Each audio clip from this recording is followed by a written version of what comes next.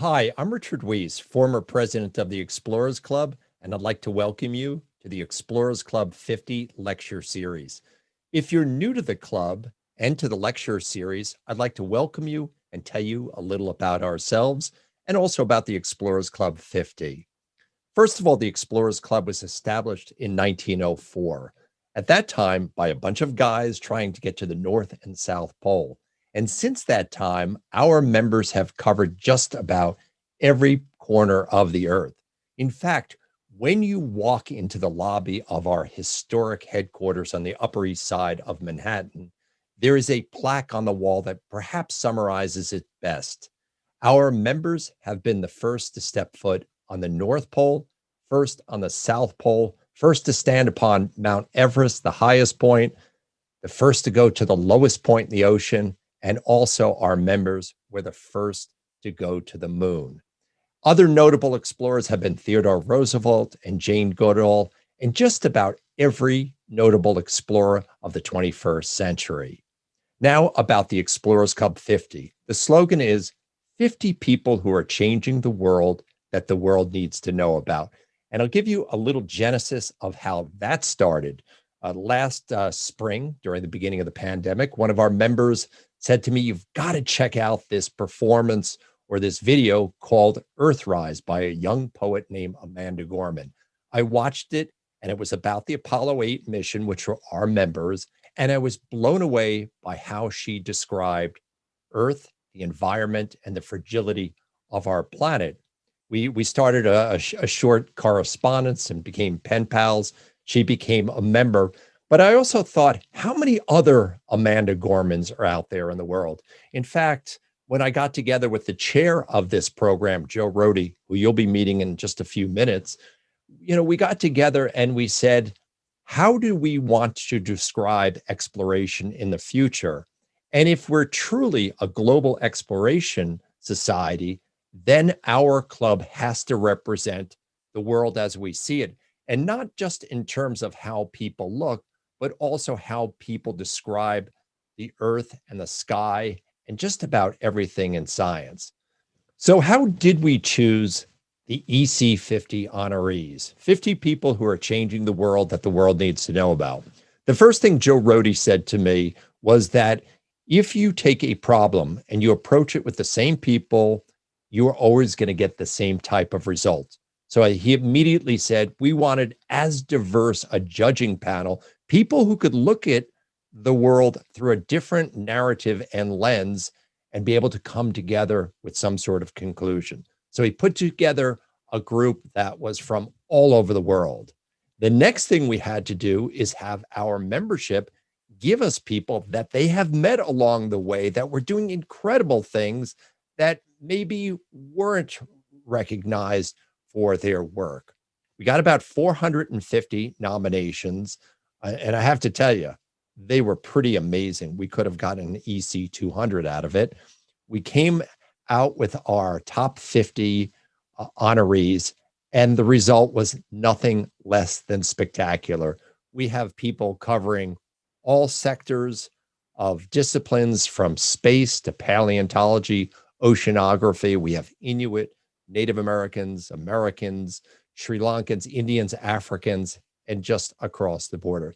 So this is the inaugural lecture series, and we'll have a few more that'll be rolling out over the week. But in the meantime, I want you to sit back and enjoy some good old-fashioned storytelling. Hi, I'm Joe Rohde. I've been a member of the Explorers Club since 2010, and I was the chair of the Explorers 50 program, in which we went looking for 50 extraordinary people whose lives and work were both extending the frontiers of exploration and changing the meaning of exploration itself. Today, we have a group who are centered on the idea of youth empowerment and community empowerment.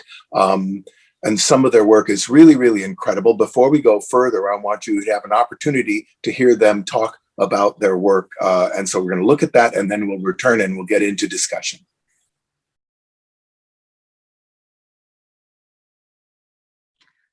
Skaru, Peyadatu, Nayala, Juan, Chinye, Alicia y Daniel, Quiña, Ishmut Tehuantepec, Comitancillo, Chapultepec. Welcome. My name is Juan Daniel Martinez Pineda. I am the son of Alicia and Daniel. My mom is from the Istmos of Tehuantepec, Comitancillo of the Zapotec people, and I just greeted you in that language. I want to acknowledge each and every single one of you for attending today and those watching this recording. Thank you. You have already done something so important it can go without recognizing. You have invested your time here with us today, and time is the most valuable resource that we have in this life. I want to thank our ancestors from whom we inherited resilience and a legacy of justice and equality. Without them, there is no us. Now is the time for action, and I invite you to join us as we power a movement of diverse youth leaders in the front lines of justice and equity. Black Lives Matter, close the camps, demand justice for our missing and murdered Indigenous women. And to all of you on your journeys, I hear you, I see you, I stand with you. I have worked at the intersection of people, community, well-being, and the healing power of nature since 2000.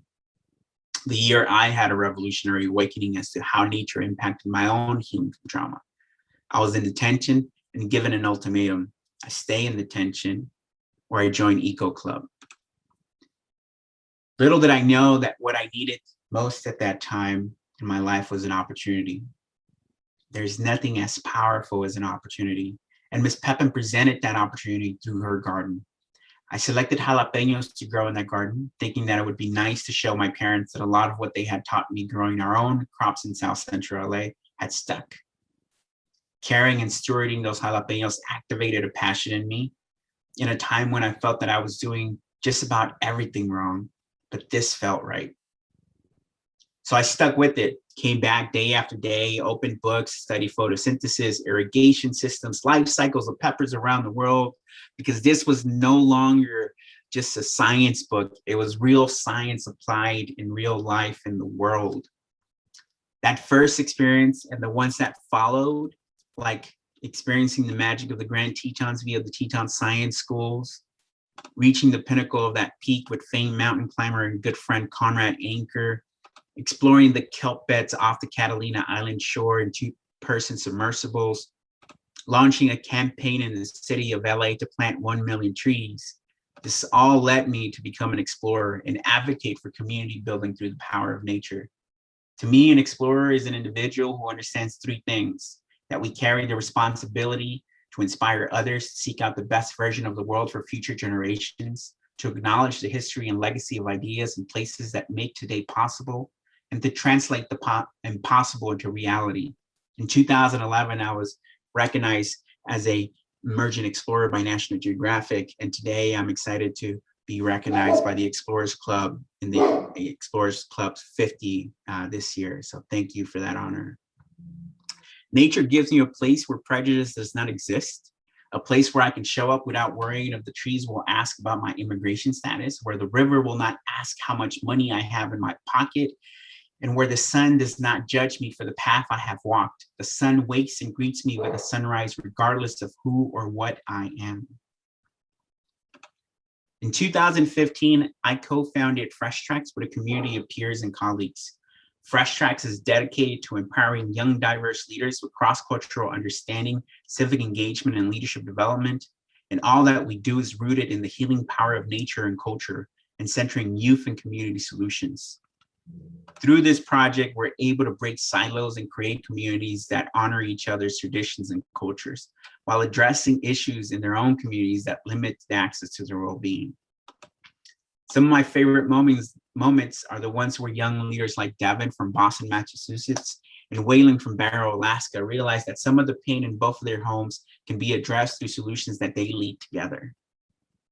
And we also see significant change in supporting them as they develop into their own leadership and authority. Through projects like Fresh Tracks and many others across the country, we see a 61% increase in understanding the concept of power dynamics and structures to address change, a 40% increase in their willingness to participate in cross-cultural environments to create change. This evaluation was co-designed and developed in partnership with the USC School of Business by Dr. Sharani Little. Fresh Tracks is a program of the Aspen Forum for Community Solutions at the Aspen Institute in partnership with Opportunity Youth Forum, Native Americans in Philanthropy, the Children in Nature Network, and My Brother's Keeper. The mission of the Aspen Forum for Community Solutions is to support community collaboration, including collective impact, that enables communities to effectively address their most pressing challenges. Exploration to me means consistent rhythm of imagination and wonder. This photo that you see today is of an expedition, of a Fresh Tracks expedition, when we brought together community young leaders from Compton and all over Alaska together. And this is us in the Arctic Village, Alaska. It is, so to me, exploration means a consistent rhythm of imagination and wonder. It is also an examination of who gets to write stories and what gets told. My mom is, I'm a descendant of Zapotec people by way of my mom. And through her, I am learning our language. And this practice has reinforced the personal value of culture and my own cultures and how I approach projects today. Exploration to me is about lifting up the narratives, leaders, communities, and voices who are often left in the margins, not about discovery of the new, but about finding ways to value each other in the natural world in new and exciting ways by honoring what was always there. I'm learning ways to keep pushing myself, and much of that comes from connecting with my fellow explorers. Every time I share time and space with any of them, I walk away reassured that we are all doing what we can to build a better now and tomorrow, while honoring the legacies of our elders and peers. It is a pleasure and honor to be a part of the Explorers Club 50. Thank you.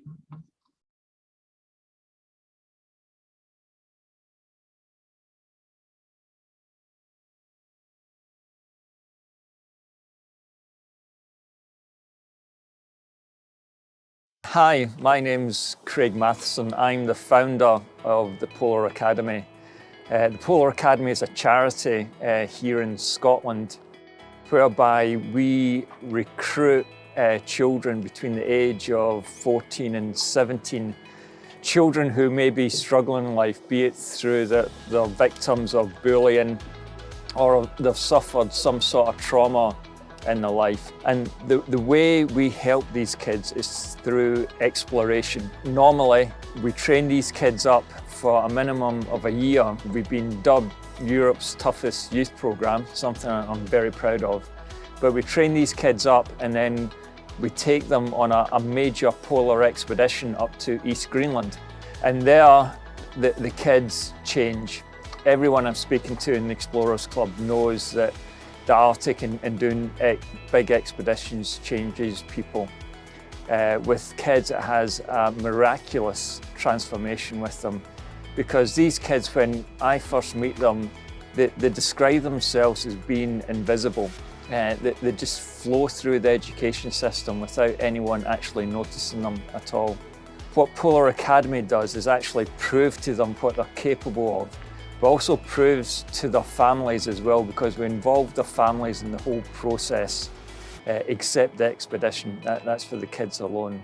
And at the end of the expedition, which is 2 weeks sledge hauling in Greenland, these kids come back totally changed characters. I mean, these kids changed from being invisible in life to being true role models for their family, true role models for their school and their community, but also for others, for their peers, because I don't charge any money to the kids or the families to do this. It's free, and it's important that it is free so we get the right kind of kids applying. I do all the fundraising to do this, but there is a huge payback for every kid that gets to go. Once you finish the Polar Academy expedition, every kid is expected to go out and talk to and inspire a minimum of 3,000 other young people to convince them that they're capable and can go out and follow their dreams and passions.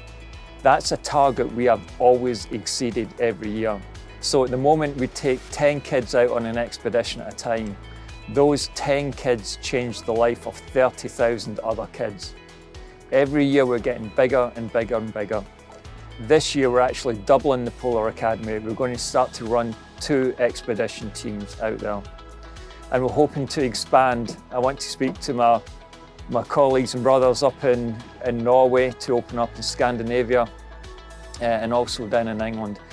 And you never know, maybe across in America as well, because what I've found, no matter where I speak on the globe, children are children. They have the same issues, the same worries and the same fears and the same challenges that kids here in Scotland have. Kids in Scotland have the same fears as kids in New York, as kids in Germany, as kids in Oslo. They just need someone to believe in them and show them what they're capable of, because once you start this process, there's no going back. There's only going forward with it. And the kids who have been through Polar Academy have gone on to do great things. I mean, we've got one child who's a young woman now called Iona Somerville, who's probably one of the youngest people ever to get into the Explorers Club. She's doing her own expedition to the Antarctic next year. It's just incredible the changes that this makes. This year, because of the pandemic, we're doing a different sort of expedition. We're actually going to row a longboat through Scotland, starting at the west coast and then up the east coast of Scotland.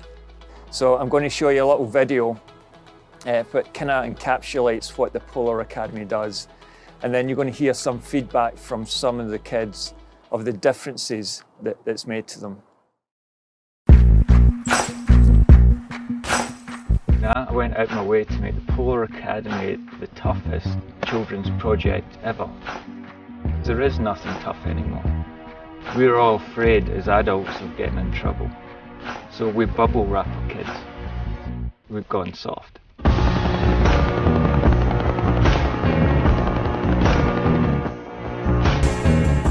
The Polar Academy was set up to turn essentially invisible kids into true role models, people that other kids can look up to. It's the only thing that works, and it works every time.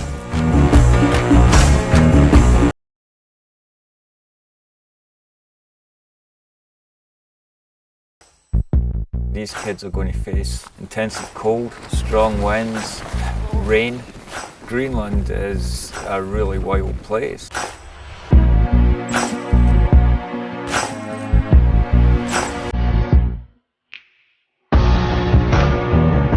Don't think about it, just keep going.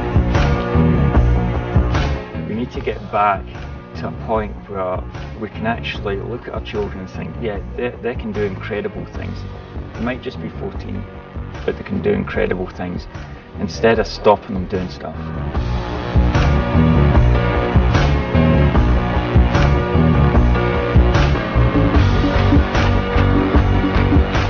This isn't bubble-wrapped school trip. This is a polar expedition.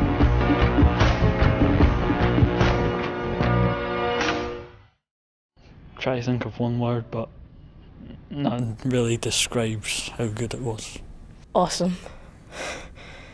Just go with awesome. There's no words to describe it, it's just awesome. I can't. I just can't really sum it all up. I mean, it's just been too much to sum up into like a few words. I mean, so many things happened and so many emotions, and it's just a bit of a I can't sum it up. Unbelievable, because when I first heard about this, I was like, it was so out of the blue, and I was like, what is going on here? But yeah, because I can't believe that normal people are getting to do like such an amazing thing. So I think it's unbelievable. I got to do this. No, can't.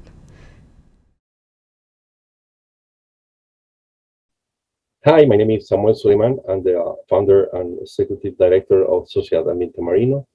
Sociedad Ambiente Marino is a small NGO in the Puerto Rico island of the Caribbean.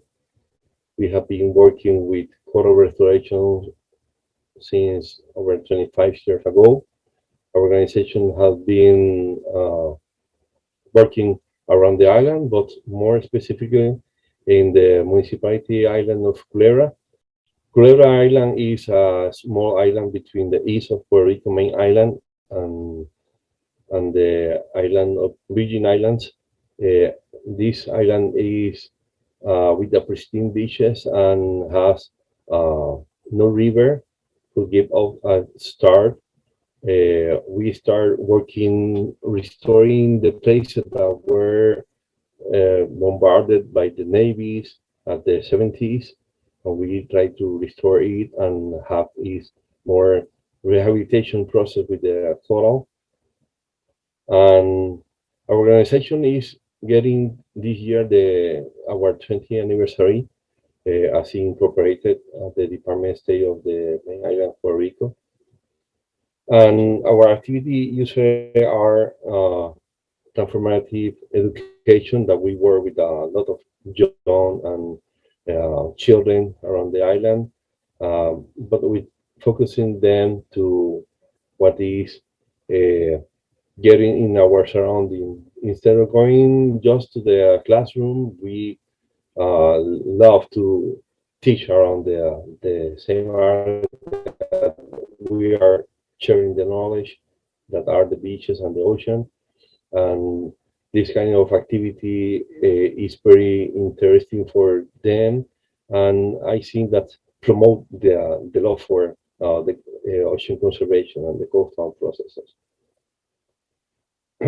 We have been working with a lot of people of different universities and different NGOs around the island, and these people are very integrated to the conservation process, and we like to also get every forum that we can have access, like not just in the beach or in the table for presentation or in the areas that we are required, like schools, and getting around from coastal cleanup to coral restoration with the longest or older nursery coral farms in the Caribbean, and promoting uh, areas like Virgin Island,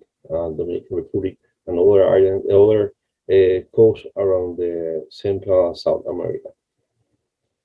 We include the community participation. That is very important and need for us because uh, this is a work that takes years, and we cannot do it alone. We need to get involved with people that they will be getting like in their backyards.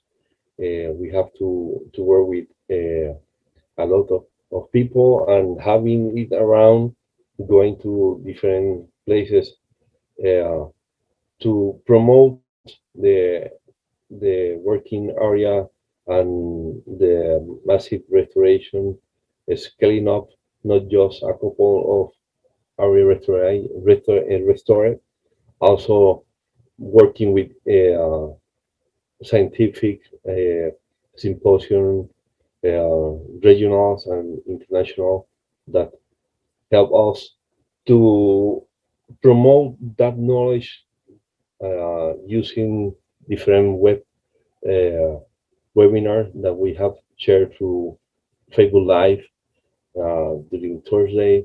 We call it Planet Ocean. Yesterday we were uh, celebrating the planet Ocean, but people call it Planet Earth. You know that we are two-thirds of water, and this has been giving us opportunity to integrate uh, person from the news that is promoting being our voice in the media. And recently we have the Explorer Club award or selection, and we have been getting this honor by this big organization that is helping to promote the exploration around the world. I think that Duba say in a United Nations speak one time ago that you won't love what you don't learn about. And when you explore and you learn and you share that knowledge, you understand how to love stuff. And that is why we are promoted now to do this kind of activities. We have been getting around an active year. This year we have been working with 9 projects, and those projects have been involved different kind of participation of volunteers and people and community and also areas. Most of them are located in Culebra Municipality Island, and one of the more participation for this year is a project for the restoration of the three-dimensionality of the reef, where we will be protecting the entry of the utilities like the electricity cable and water pipe for potable water. And we will be doing with 3D printed coral to promote the place that will be out planting from our coral nurseries. On this time, we are working also with internship. Will be our first marine internship. Also working with Agua da Vida, that water give the life, to produce water quality control for some communities and school, giving some kind of water quality test and filtration and potabilization methodologies. Also with Mundo Oceano, that is a new evolution of Planet Ocean. This is World Ocean because we work in the world that is all ocean around. And this year we have our 20th anniversary. And in the restoration process, what we had done is when a storm or something happened that break down the coral, we collect them and we pass it to nurseries, kind of area that we grow it up and then replace to the reef through outplanting, and that outplanting recover the area. And these are some of the different methodologies that we have done during the past before the hurricane. Some of our structure have been unique, bringing what is known like FAD, fish aggregating devices, that not just keep growing coral as nursery, also let the fishes come around and take it as home. And what we have been doing with the coral is protecting the area, bringing fishes and stuff that led us to bring economy movement to the municipality island of Culebra particularly, and protecting the shore of the beaches too. We have been looking at how to improve instead of mono outplanting to a different species outplanting. We have all the permission from the DNR in Puerto Rico and the agencies to work with. And when we make the restoration, it's not just to restore, it's also to rehabilitate, because every component, the reef, has their unique ecological function and contribution. I mean that coral by itself, it will degrade if we doesn't have the fishes that clean them up and keep healthy, like the sea urchins. And we try to work in a holistic way to promote the healthy reef, and the healthy reef will promote healthy beach, and the participation of the people in the process is very important. We have been doing this all around our main island of Puerto Rico. We have been working, collaborating, and developed a couple of these groups, and some of them have been doing their work by themselves, and there are a specific organization that is just working with the coast.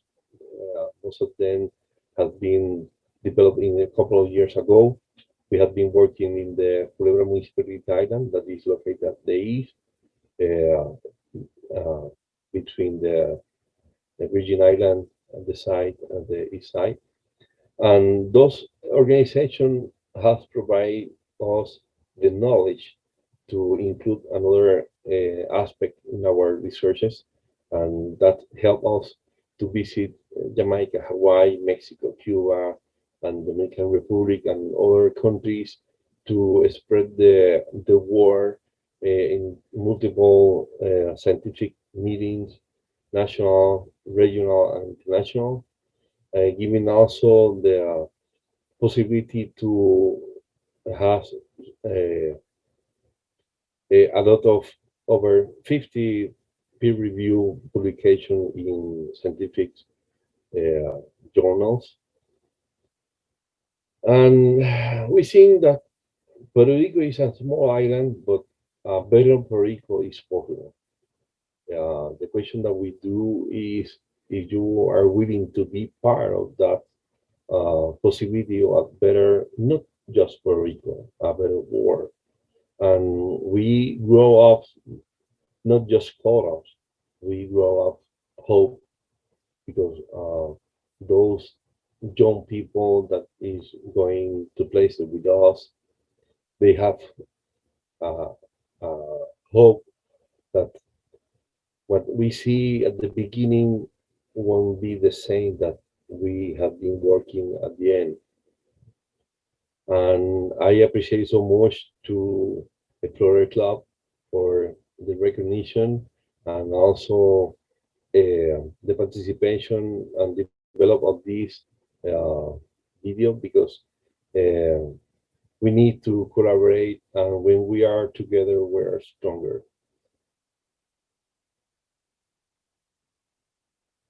David say that we will just make conservation of what we love, but we will love just as we have been taught, and we will understand what have been taught to us. Hi there, my name is Paige West, and I'm really honored to be here tonight with my colleagues, and honored to spend some time talking to you all about my work as an environmental and cultural anthropologist. I work on the island of New Guinea, and New Guinea is, as we know, in Oceania. New Guinea is the second largest island in the world, and it's one of the most biologically diverse places on our planet. It's also one of the most culturally diverse places on our planet. I'm lucky enough to work in the country of Papua New Guinea, which is the eastern half of the island. And Papua New Guinea has over 860 different languages. And this means that the indigenous population of Papua New Guinea is one of the most heterogeneous in the world. For my life as an anthropologist, I've had an overarching set of questions about the relationship between external ideas about nature and value and indigenous ideas about nature and value. And many of my academic works have been driven by the question that you see on the screen. Like most anthropologists and most academics who are professors, part of what I do is write books. And so I've written a number of books, 3 of which you see.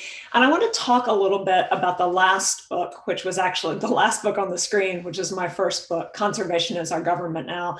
This is a book that I wrote based on my PhD dissertation research. And in that book, I really talk about external environmental conservation projects and the work that they do when they come into a place like Papua New Guinea that has incredible linguistic and social and indigenous diversity and incredible biological diversity.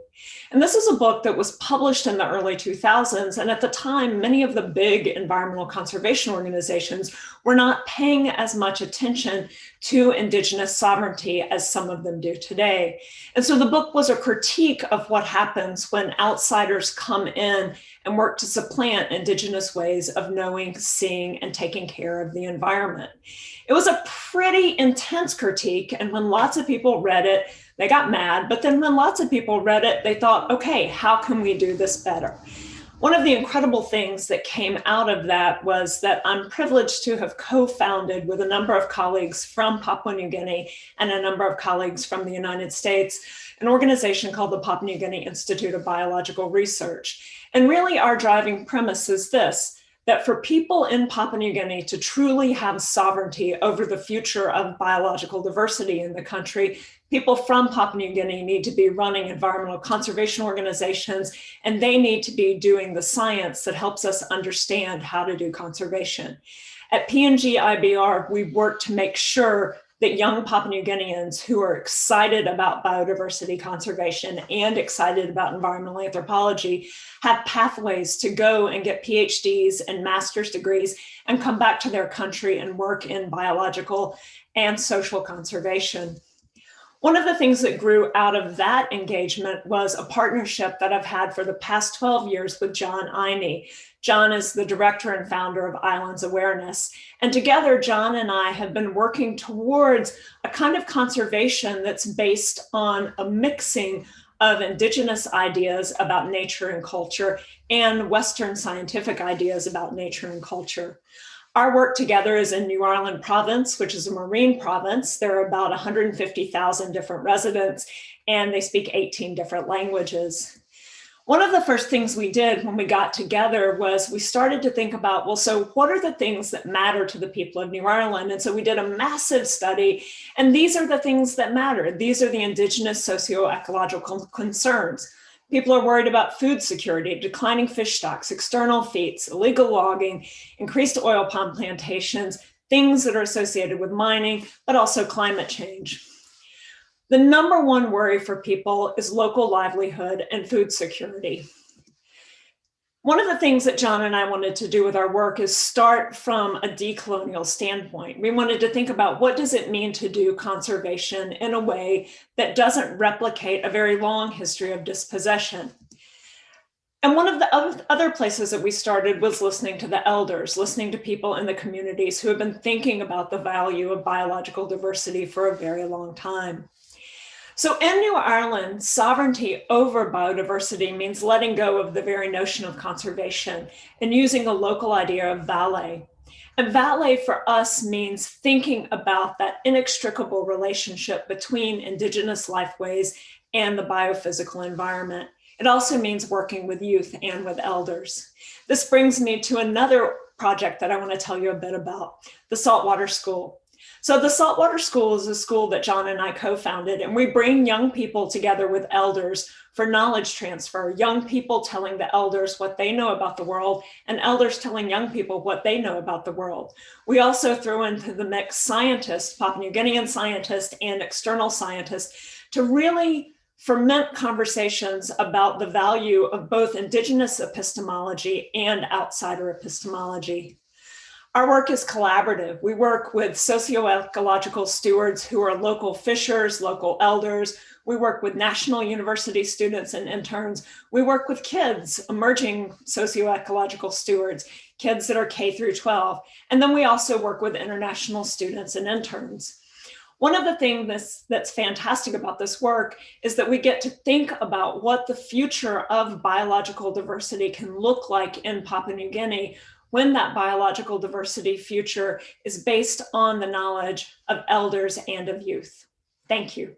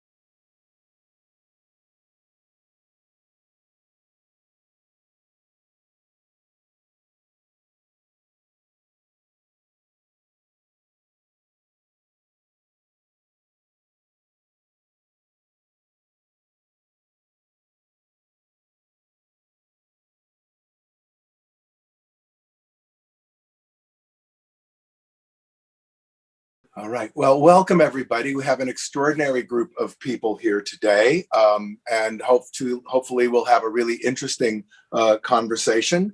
I sort of want to start this conversation around the idea of exploration. One of our purposes in creating the Explorers 50 program is to extend and expand the idea of exploration itself in a couple different ways.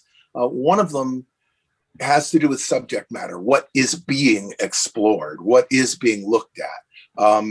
And by bringing people from such diverse backgrounds into the Explorers Club, one of those things that can be looked at is the Explorers Club itself.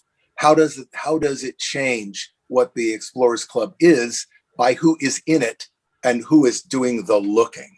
And then, of course, the other is the lateral combinations, who meets who talks to who now has the access and channel, and what does that do to the work? And then the third thing, of course, is exploration is partially an examination and partially exposition.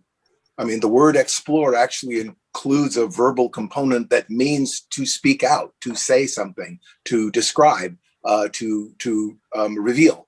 So I just wanted to ask each of you briefly what you find the meaning of your participation in this group to be. And I'll start with Paige.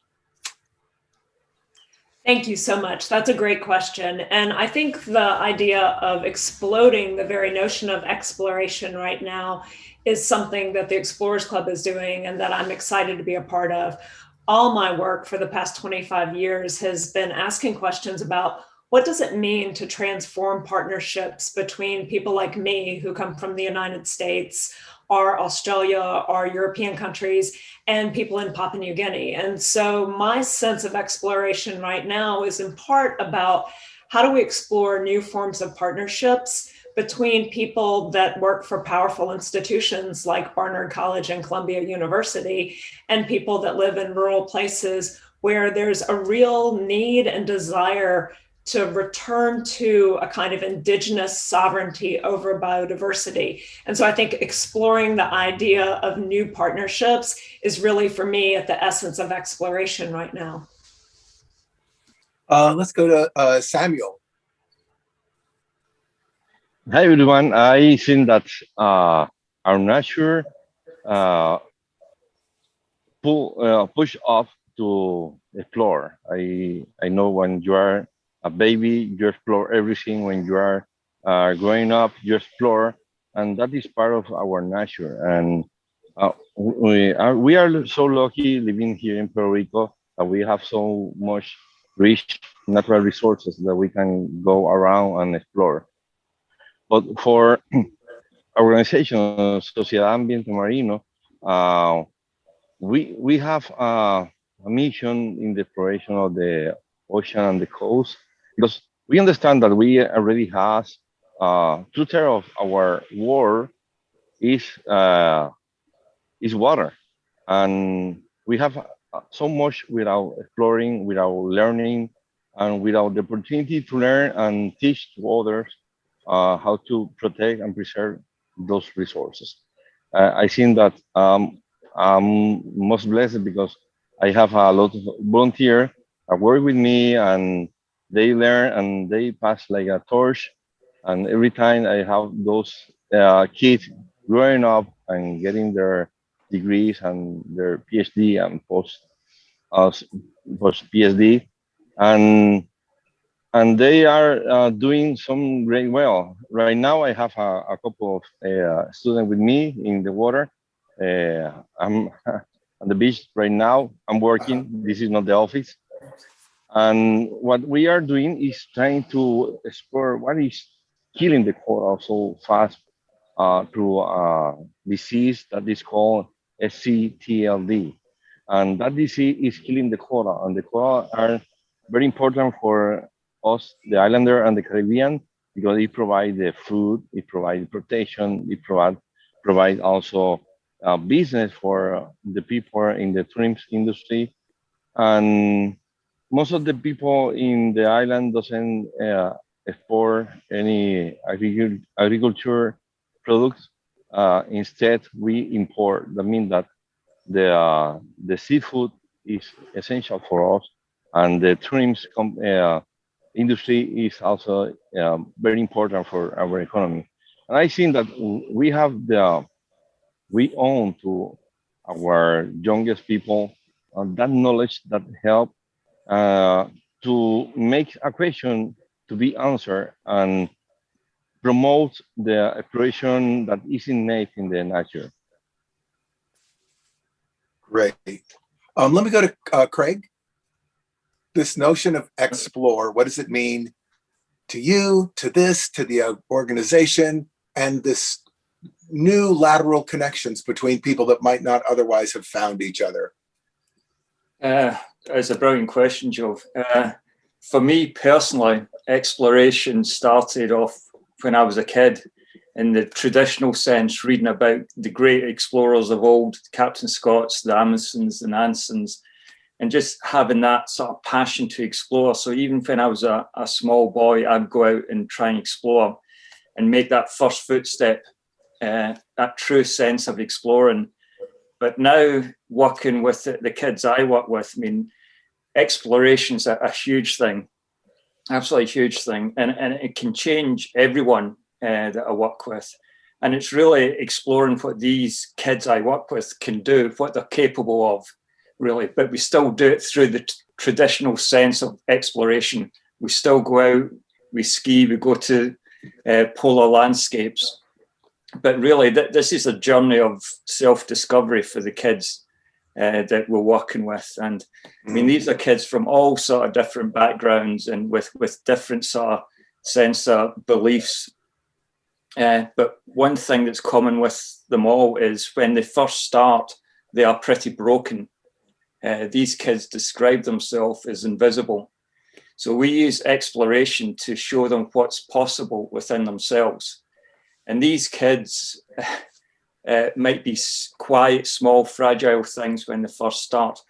But when you open their eyes to going out there and exploring this beautiful planet we've got, they see the world in color again. They can actually trust that they can actually go for the dreams and hopes that they've got buried deep down. I mean, some of these kids won't even speak about their dreams and hopes because it feels silly to them, even speaking about it, because they don't think it's possible. Exploration opens that up. I mean, I'm speaking to the Explorers Club. Every single member will understand this. It changes everything. And when they go back, it has a remarkable effect on them. Because they believe in themselves, when they speak about it, it cascades this effect down to everyone else, be it their family, the local community. And that's the magic of exploration, really. I mean, it's a privilege to be an explorer, absolute privilege, but privilege has always got to be shared and enjoyed by everyone. So hopefully that's answered your question. No, I think that's very interesting. And it's a great lead into Juan Martinez. This notion of children as a kind of disenfranchised, dispossessed group, not talked about, not thought of, not included in conversation, passed over. And yet, you know, I was a teacher years ago, and I found, you know, young people reach surprising levels of intellectual maturity younger than you think and could contribute to conversations. And they're just like, you know, it's years. And then what happens is they become acculturated to the idea that they can't participate.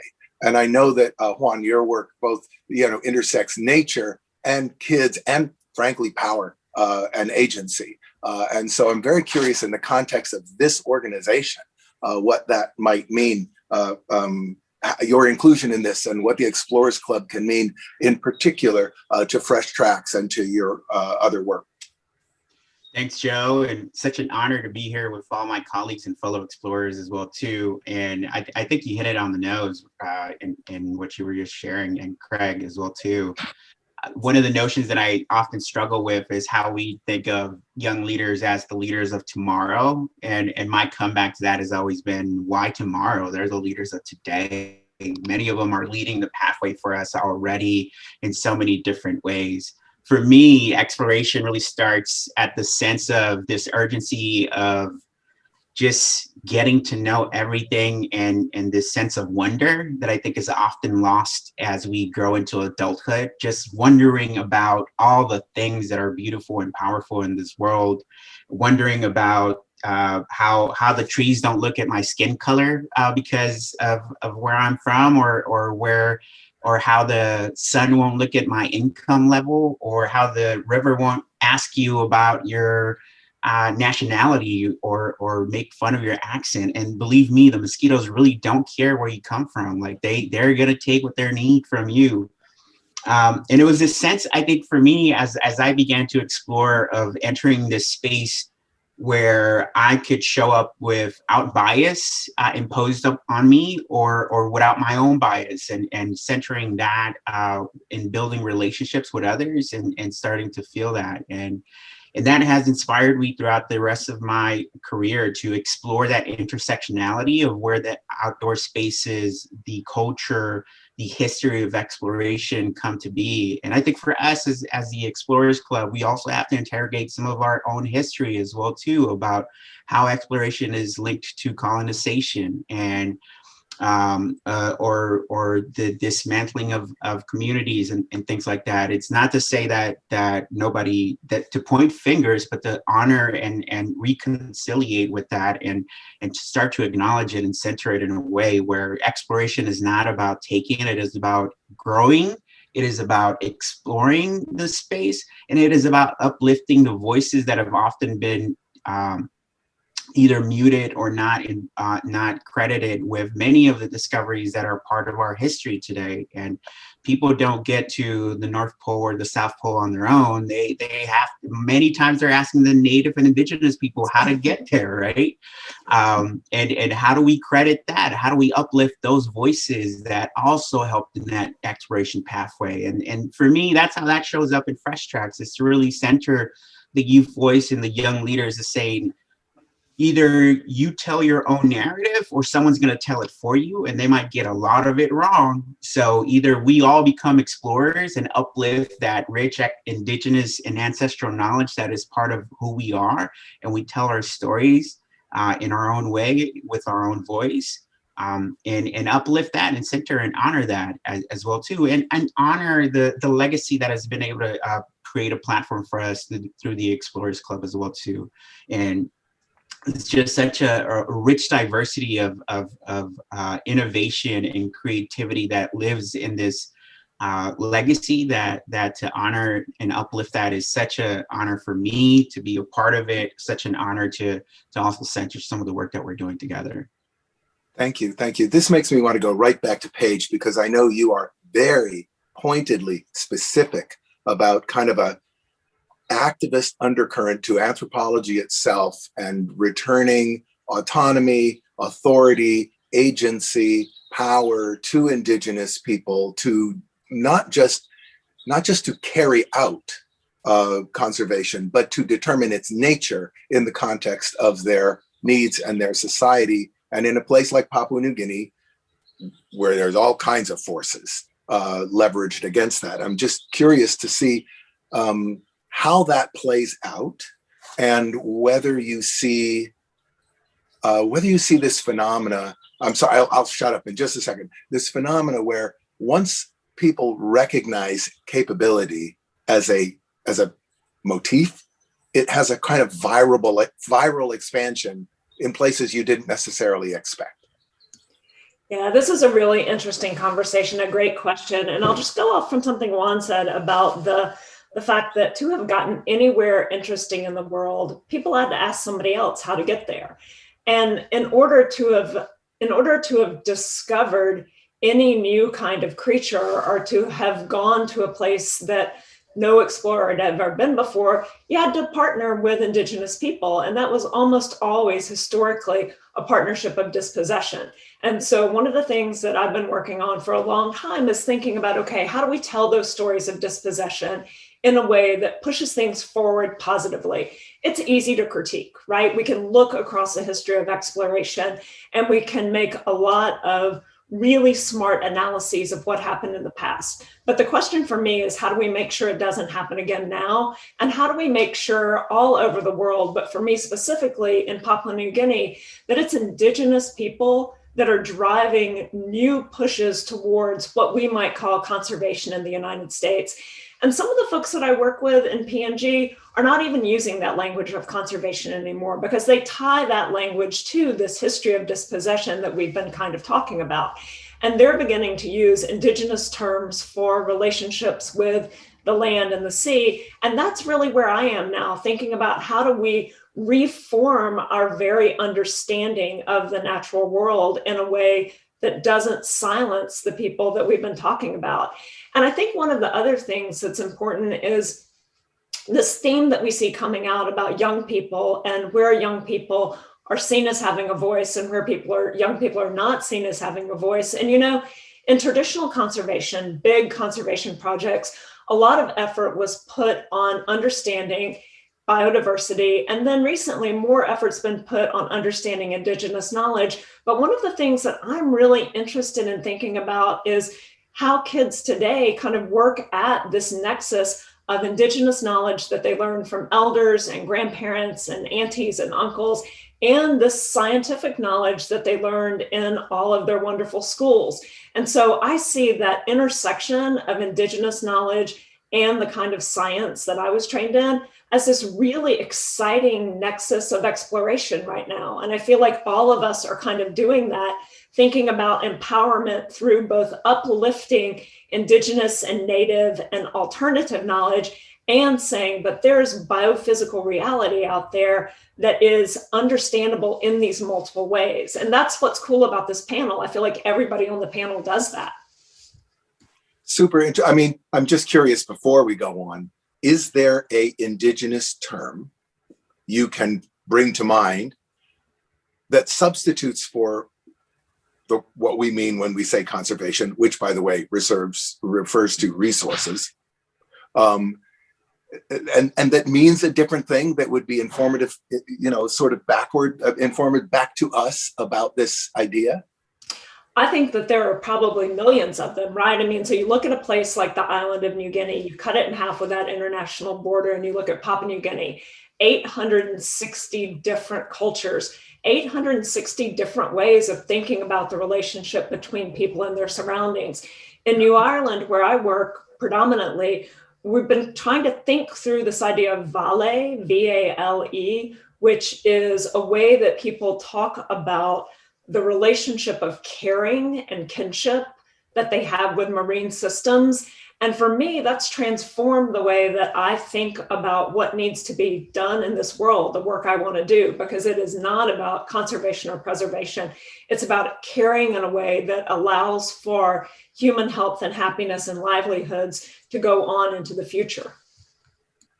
Cool. Okay, Craig. There's something about your theme about the recognition of capability.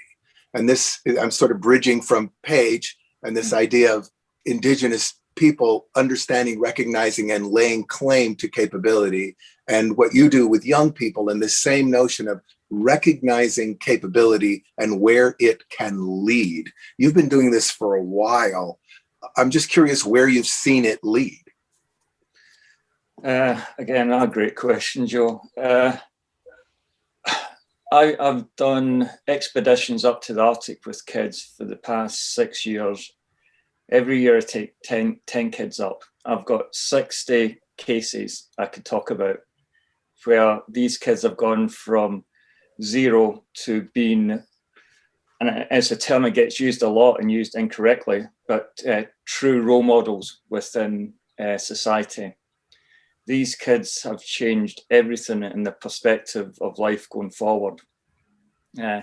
as I said earlier, I mean, the type of kid that we work with, it's really important to get that type of kid at the beginning, because they feel as if the world's given up on them. They feel as if the education system's given up on them. And really, a lot of the time when I speak to the parents, the parents went through the same things as children, and they come along for the journey as well. And it just opens up, once you do some, like the type of training we do with these kids, for example, I mean, it's a year-long training scheme. We take them from zero fitness to elite athlete in a year without them really noticing.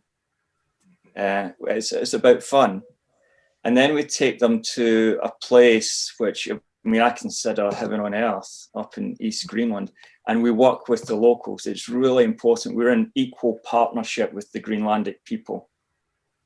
And if I mix Scottish children with Greenlandic children, we talk about words, we use words like resilience and words like respect. A lot of time respect, especially in Scotland, is almost a threat. You've got to respect me. It's a threatening gesture. But in Greenland, respect is a loving thing that you give to family and friends. And it's just mixing those really rich cultures, again, changes these kids for the better. Everything's about positivity going forward.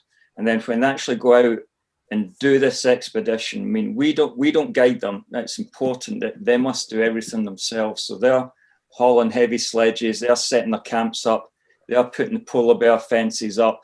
If they see a mountain in the horizon they want to go to, that's where we go. It's about them, and they make every decision. And you can see them grow by the hour. So when they come back, I mean, I promise the parents, it sounds a bit awful, but I promise the parents that say at the airport before we go, say goodbye to your children. You're never going to see them the same again. And these young adults come back ready to take on the world. But the most important thing is there's no ego there at all. It's about pride and passion and without ego. And that's really important. And then they go out and talk about it. And that's what changes everything after that. That is going to circle me back to Juan, because you've mentioned, I mean, you're dealing a lot with kids who, beyond feeling, dispossessed, can literally be traumatized by the social conditions in which they live, and the sort of restorative healing, leveling, frankly, the natural equity that exists in nature. And again, with you, you must have some stories. I mean, to keep doing this, because it's not easy, stories that keep you going of how this works. Yeah. And similar to Craig, I think it's a lot about seeing that transformation happen almost in front of you, that growth into leadership, that growth into self-affirmation, that growth into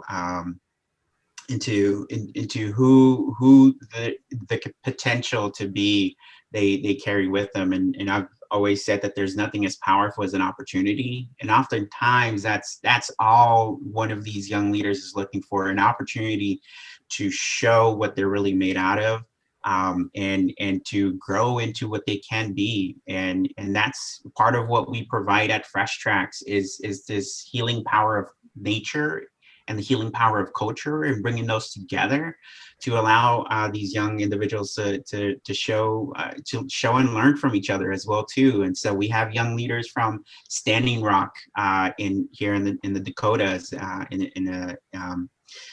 from a native reservation, convening with young leaders from Boston, Massachusetts, a major city, and both have histories of justice or injustice in their own communities, but being able to come together and learn, one, to interact with someone from a different culture who they had all of these stereotypes or preconceived bias when they show up, and then sit at the same table, break bread, have a meal, and then go on into a shared space of creation and innovation. And our curriculum deals with asking questions around, like, how do you define well-being for your community? And for some of them, for some, it might be how many times they go out fishing. For some of them, it might be how many times they go out and play basketball with their friends. But when you break down some of the common denominators, it's about the community that they're able to identify with and the traditions that are passed down generation to generation, whether that's through basketball and being able to find a court where your father, your uncle, your grandmother has played in before, like generations before you, or whether you're going to your traditional hunting grounds that since time immemorial, your family has been hunting in. And so being able to bring those kind of experiences and analyze and explore like the similarities and the common denominators there allow us to really then extrapolate and say, well, what can we start to do together? Where can we advocate for each other's rights? Where can we advocate for each other's ancestral knowledge and culture to stay alive and things like that? And so for us, it's been a powerful moments to be able to learn from our own leaders and to follow their lead as they guide us in our own agenda. So nature, healing, the outdoors. I wanted to talk to Samuel about, I mean, you're doing a lot of restoration. I mean, nature in the context of your community is right there at the edge of survival. Food, protection from hurricanes, coastal health, climate change, ocean level rise, all of this stuff is right at this nexus. I have to ask what the healing power of nature is in a time when nature itself needs healing. And you live and work right in this, I mean, you're doing it right now, right in this place where nature needs humans, and yet humans need the restoring stability of nature. That is a great question, Joe. That is what came before, the egg or the hen. And I think that we have an overall like a process that the heat and the people need some kind of participation with the nature. We have been so submitted that now I'm close to the water, but with the phone in the hands. And every time that you see the people has any electronic device in hands, and we have lost what we have around, and we have been losing our biggest possession, also the life, but how to live the life. And I lost this the prayer clubs, and to show something that is really important for me, and this is the flag. And what this means, we place the flag because we declare something like ownership. When I share some conference at the school with kids, I ask for someone who show me his new iPhone or new Androids, and I asked for the equipment, and they gave to me, showing off that they have the capacity to have that equipment, and I put in my shirt or in my pocket, and they say, that is mine. No, I asked you to give me, and you gave me. And when they know that is mine, and I explain that any piece of equipment, electronic equipment, will perish in 2, 3, not more than 4 years. But we have been surrounded by nature, and we have to protect and keep it. And for sure, I give back the equipment, the phone, but I assure them that that we have to take care about is all our surrounding, because we live an holistic entity, and we have to not just food or entertainment or exploration. We have to take care about all around us, also the economy and everything. And the situation that we use to promote is giving the ownership of the land.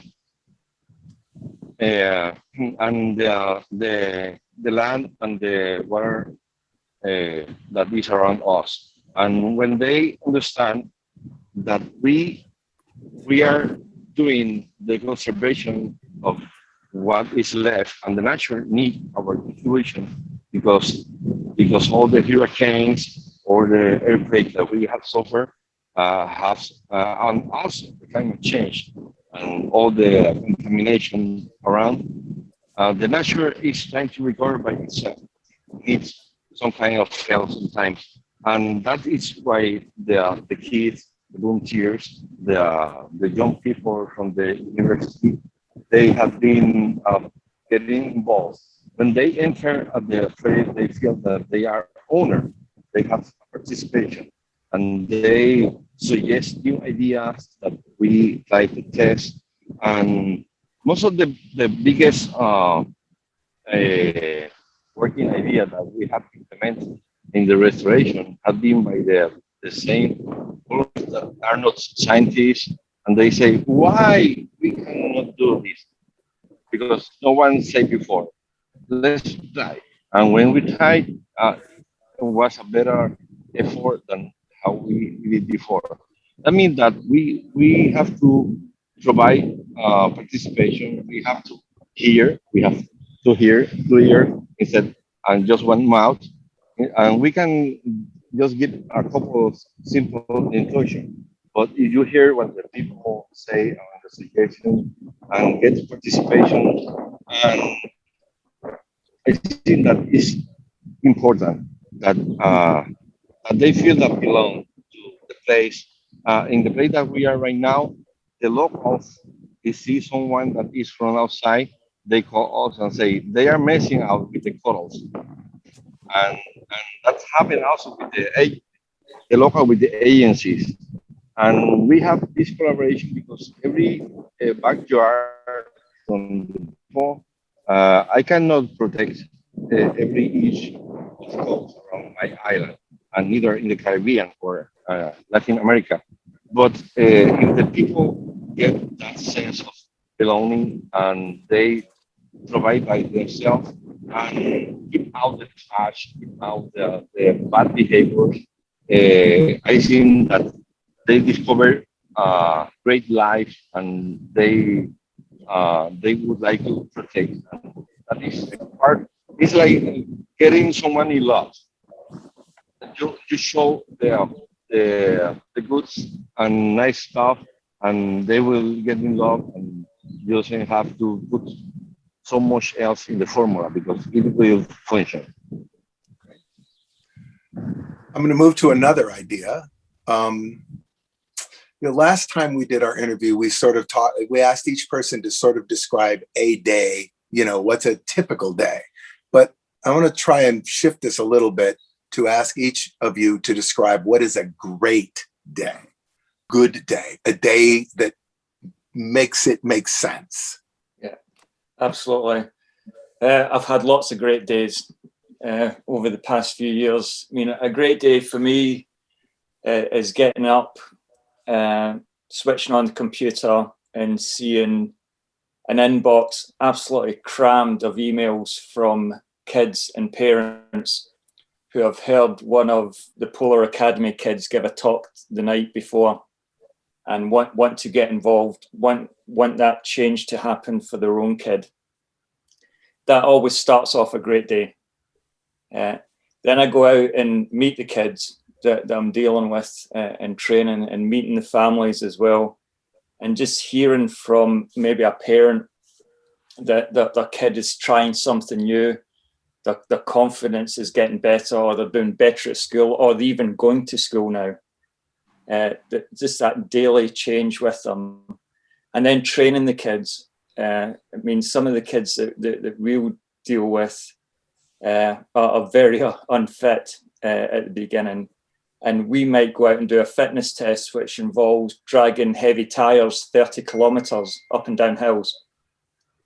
And at the end of it, they've still got a big smile on their face.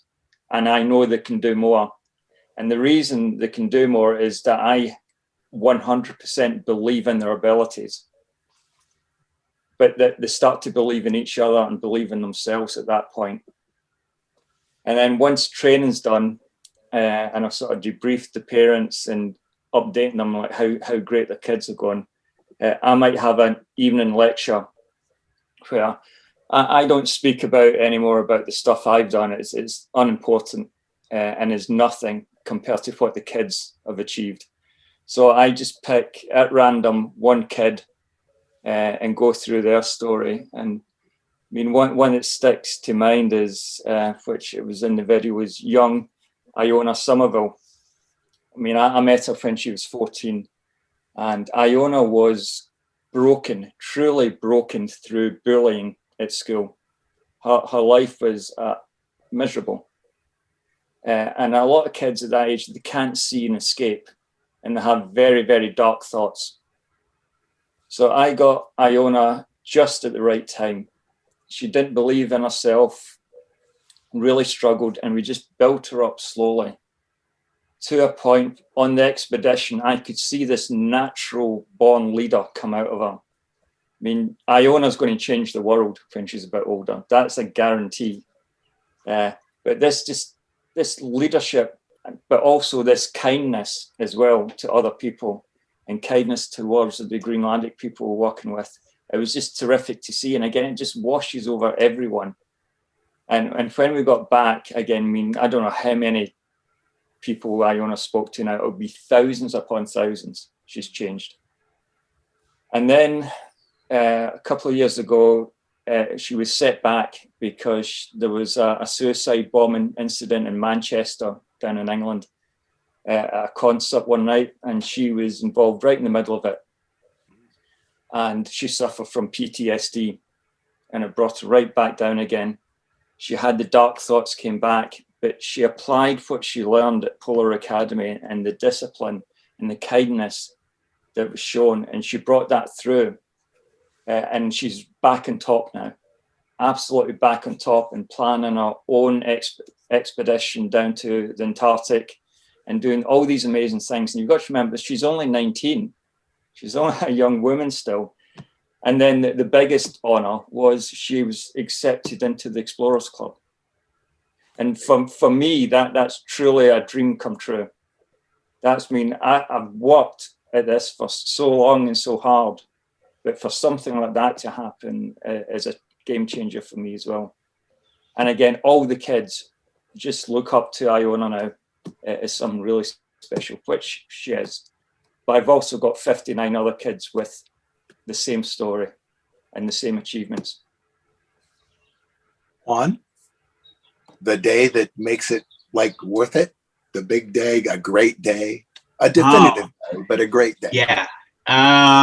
Great day starts with coffee, always, right? I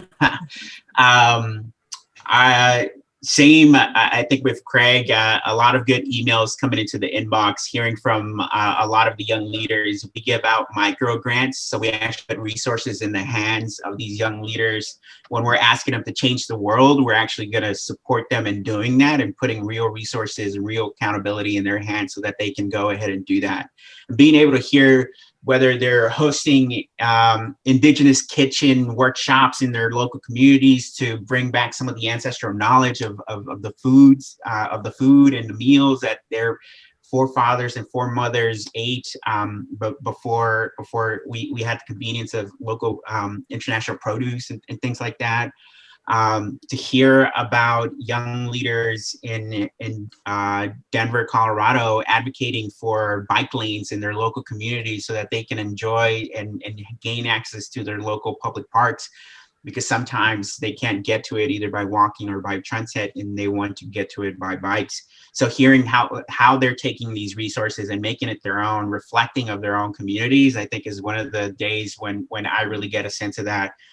The other one memory that I can think of is being able to bring young leaders from the Wiccan community up in Alaska in Arctic Circle down to LA to introduce them to our young leaders in Compton, California, and together get in a van and ride 5 hours to Yosemite National Park, one of the most beautiful places here in the country, and sit and sit there for Father's Day as President Obama went about and gave started to announce his commitment to national monuments and protecting more public land spaces and increasing access to young leaders like themselves. And for them for me to see their faces when they got to shake the president's hand, and to be all of a sudden be like, just that moment alone was so worth every email, every budget meeting, every liability insurance form that I ever filled out. That moment alone just kind of made it worth it.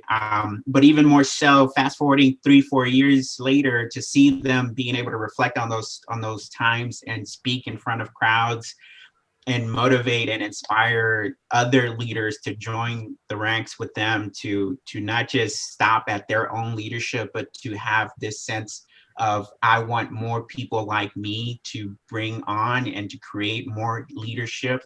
Those are the days that really inspire me and keep me motivated, because for me, it was one opportunity that changed my life, and I've been trying to give that opportunity back as many times to see that transmit and to ripple out through other leaders to create more opportunities. I think is the ripple effect that I've been looking for in my whole life, and that's what drives me every day.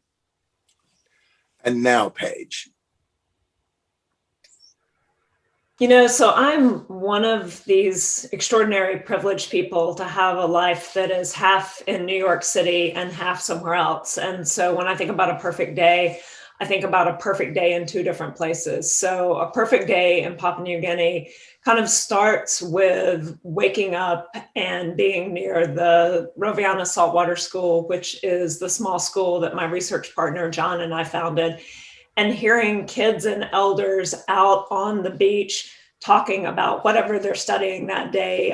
A day that happened a couple of years ago, people were interested in thinking about all sorts of crustaceans. And so I woke up to a lovely cup of coffee that I made and looked out, and there are all of these old people and all of these very young people sharing information about biodiversity, and kind of the day always unfolds there in an unexpected way. And so that day, after people did work out on the reef, everybody came back to the school, and we spent the entire day kind of looking at scientific data about the animals that they had found and what the elders know about the animals that they had found, and just had these beautiful conversations about where those things intersect and where they don't intersect, and those moments of rubbing where you really do see epistemic process. You see people making new knowledge. And so that moment of making new knowledge is incredibly exciting to me. And then when I think about a perfect day in New York City, it's when I walk into a classroom where I teach, and in front of me are these extraordinary young people who are pushing knowledge production in a way that my generation of scholar never thought about. And they're thinking about the kinds of things that we've been talking about. They're thinking about decolonization. They're thinking about dispossession. They're thinking about, what do we do with all this cool critical race theory that we're learning at university to actually transform society? And so the great day is kind of bifurcated for me between New York and New Guinea, but it always does involve young people really thinking about how do we make the world a better place. And Samuel? Like Juan, I think that a very good day start with a cup of coffee, share with the volunteers that go with us, usually young people. But at the end, when you see the exhausted face, but with a smile, that is a sweet and sour expression that you see. And when you see at the end of the day that they observe that you are more exhausted because you are not so young like before, and they take the path to be the leaders. And you say, okay, we are doing a great seed, and we are promoting the leadership with these young people, and this is a legacy. And you feel so satisfied and proud to be young people fixing what other let get down, and they are getting by their hands the motivation to restore not just the coral or the reef or the beach whatsoever. I think that restore the confidence with the people, restoring the communication with the neighbors and different kind of population like the fishermen and the trees and personnel from tourist company. When you see that they take that path of leadership and you see that legacy continue what you and some other start before, and it is perfect. Great. We are coming to the end of our hour shortly. It's interesting how much this particular group, when we think of exploration, it's very easy to think of it in terms of territory. This is so much almost exclusively about humanity, about relational diagrams between people and within people. So I sort of wanted to close with each of you talking a little bit about your hope or vision for what the Explorers Club might mean, might become relationally because of your involvement, because of what is happening with the Explorers 50, which I hope to be the beginning of a continuum. And so it's sort of like, what do you hope to see? What do you want to see? Where could this lead? And I'll start with Juan.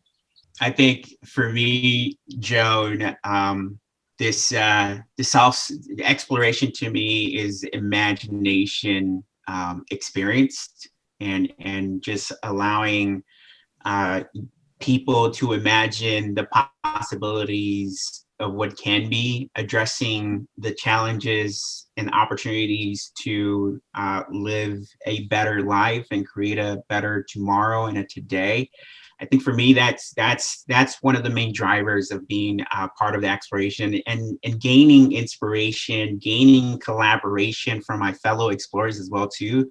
Just being able to sit on this panel, I'm already walking away with smarter than I came into this panel, and more affirmed and reaffirmed of the good work that's going on across the world and across the country, even in itself. And so that's, for me, a part of why the Explorers Club and our growth and our diversity of defining exploration in it of itself allows us to embrace and create a new welcome mat for a lot more people to see themselves not only as like being able to read about the explorers, but to imagine what they could become as an explorer. And so from exploring their own backyard to exploring, far off places and far off lands, or exploring their own culture and their own identity, I think those explorations can also be uplifted. It's just the exploration of self and meaning making there as well too. And Craig? Well, for me, the EC50 is the best imaginable gateway to knowledge and experience that you can have. I mean, it's a huge privilege to be part of this. And just, again, just like Juan, just listening to what he does fills me with pride that I'm involved in the exact same thing as him. Because really, I think everyone in this call has that explorer passion in their heart. Also, the development for the explorers of tomorrow as well, to drive that forward. And we can do that with the EC50 Club. I mean, it's limitless, the sort of experience out there and the knowledge that we can all share. And I know Juan and the type of kids he works with, I've got kids with the exact same issues over here. And we can speak and collaborate with people all around the world and make it a better place, really. And that's what the Explorers Club should be about and is about, really. It's about making the world a better place for everyone, regardless of where you're from, your background, everything. And Samuel?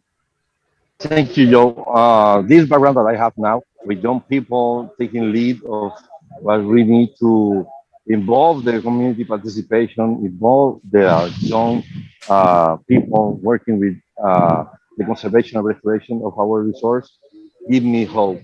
I know that Explorer clubs promote this kind of activities, and it's for me an honor to be a part of this, and having this fortune and this blessing of can see before any pass away time when we get more older, young people that get involved, and when you see this kind of people with 17, 19, 20s, and you see them getting older and taking the lead with the work that you are doing, seeing that there is hope.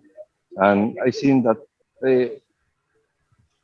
there has to be a purpose of the exploration. We explore to learn and to teach, and we need to learn and teach to make a better future. And when you know that that is going on, it's a great ray of light. And Paige. One of the things that I think is incredible about this group of 50 people is that everyone is pushing exploration, but everyone is doing it with solutions in mind. And I think we're at a moment planetarily right now where we can't do anything when we're not thinking about positive solutions. Every person on this call is thinking about how we push solutions forward, drawing on the knowledge that young people have and how we empower young people. But I think this idea that the Explorers Club is becoming something that is about positive social and ecological change, that's the most exciting thing to me, that we are thinking about how do we make the world better. Great. Well, I mentioned earlier, that word explore, which has Latin roots. And originally referred to the person who went out ahead of the party, examined the landscape, but the actual word explore had to do with that person kind of yelling back to everyone, saying, this is what is here, this is what I see. And so I want to thank you all because, of course, that voice, this is what I see, that depends on who's looking.